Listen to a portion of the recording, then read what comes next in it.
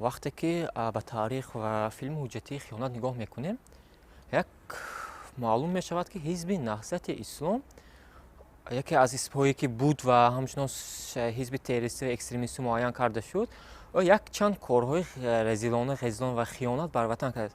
یکی سر میکنه از همون جنگ شهروندی که بعد سال 90 شده گذشتند و یکی از اونها غارتگری، طلب و تاراج کردن و از همه بدبخت‌ترینش به فکر این به خانه و در کردن میلیون ها نفر آدمانی که به افغانستان گریزه شدند. همه این مقصد بود، مرام بود. همچنین اگر حاضر نگاه میکنیم محیدین کبری و هممسلکان در خارجه هستند و یک چند ویدیوها میکنند، یک چند برآمدها میکنند. برای اینترنت پول لازم است. برای آنها که زندگانی کنند، برای پوشیدن پول لازم است. آنها در اینجا کار نمیکنند و پول از کجا است؟ پس مقصد میشه که یک طرفی سیوم است که با آنها پول میتید برای آنکه دولت را نابود کنند، ویران کنند، جنگ برپا کنند. و این همش پولهای حرام است و آنها از دین مبین اسلام استفاده برده با پول حرام زندگانی کرده ایستادند.